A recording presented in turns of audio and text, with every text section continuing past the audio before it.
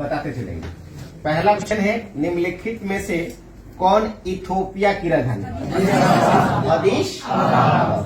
देखिए एक और चीज, राजधानी से रिलेटिव एक ना एक क्वेश्चन जरूर रहेगा। ये तो भारत का नहीं, भारत से बाहर का है। जैसे भारत में जो 28 गो राज्य है उसमें से किसी न किसी राज्य का राजधानी पूछेगा।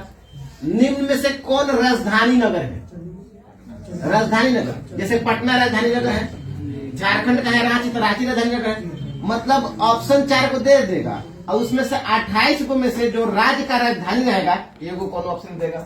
तो राज्य राजधानी से रिलेटेड क्वेश्चन एक रहेगा ही रहेगा। लिख देगा इनमें से कौन राजधानी नगर है? पटना। आपको दे देगा असम, उत्तर प्रदेश नहीं, देखिए पटना दे दिया तो फिर असम का दिसपुर नहीं देगा, क्योंकि दिसपुर भी राजधानी नगर है।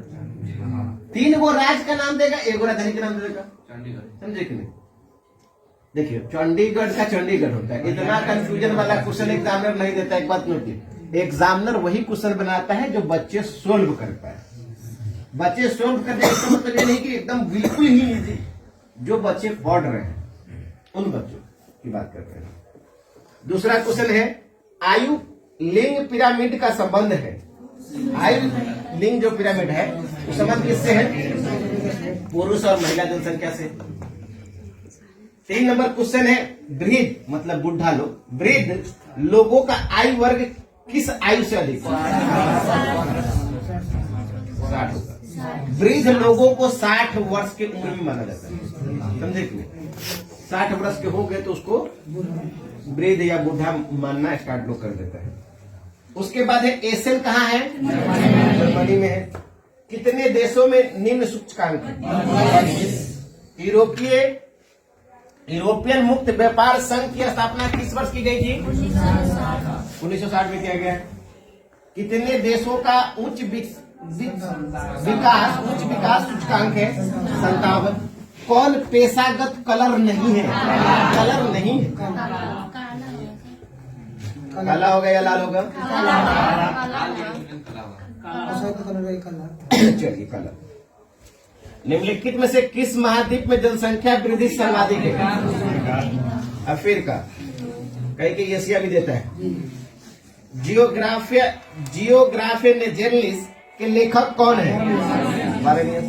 नौ निश्चयवाद संबंधित है किनसे? टेलर से। निम्नलिखित में से कौन मानव भूगोल का उपागमन नहीं है? मात्रा भी है, अन्वेषण भी है। निम्नलिखित में से कौन विरल जनसंख्या वाला क्षेत्र है? और सघन वाला कहेगा तो दक्षिण। मानव भूगोल का जनक किसे कहा जाता है? राइट जेल को कहा जाता है। नियतिवाद में डॉट डॉट का किसका स्थान होता है? कौन रहता है? तो मानव का स्थान कौन रहता है? फ्रैबे संबंधित है किससे? स्वभाववाद से। सर्वाधिक जनसंख्या वाला मोगलोपोलिस है कलकत्ता। विश्व के किस देश की जनसंख्या सर्वाधिक है? मतलब विश्व की किस देश की जनसंख्या सर्वाधिक है? इससे दृष्टि पे और क्वेश्चन आता है, लिख लीजिए कि भारत जनसंख्या की दृष्टि से विश्व में कैमा स्थान है? दूसरा। नहीं, अभी देखिए जनगणना हुआ नहीं है तो अभी नहीं कर सकते। जब जनगणना हो जाएगा तब उसको कह सकते हैं हम लोग। समझे कि नहीं? तो जनसंख्या के दृष्टि से भारत का विश्व में कैमा स्थान है? हाँ, जनसंख्या की दृष्टि।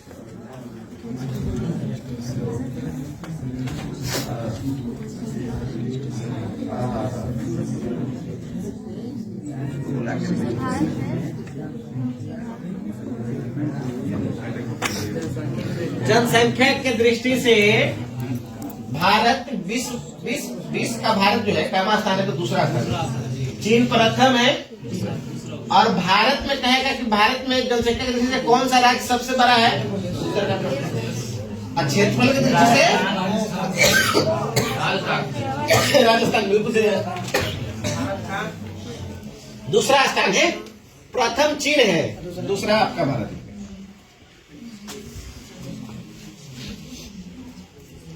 उसके बाद है डॉक्टर महबूल हक, किस देश के निवासी है?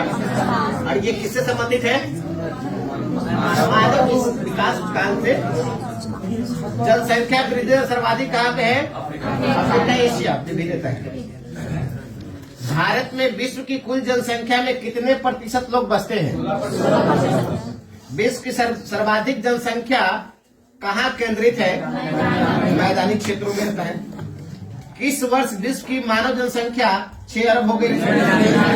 जनसंख्या वितरण को प्रभावित करने वाले में सबसे जो महत्वपूर्ण कारक कौन है? जलवायु। जलवायु सबसे ज्यादा महत्वपूर्ण कारण है। निम्नलिखित में से कौन प्राथमिक क्रियाकलाप है? देखिए, खेती, कृषि। ये क्रियाकलाप से भी क्वेश्चन डेफिनेटली रहेंगे, ऑब्जेक्टिव में भी हो सकता है, सब्जेक्टिव में भी आ जाए।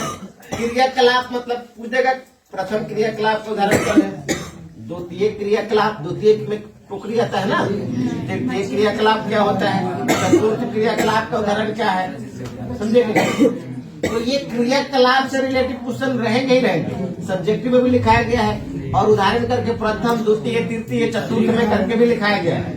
तो उसका एग्जाम्पल चतुर्थ शिक्षा से संबंधित जो होता है उससे, तो उसको देख लेना है थोड़ा सा।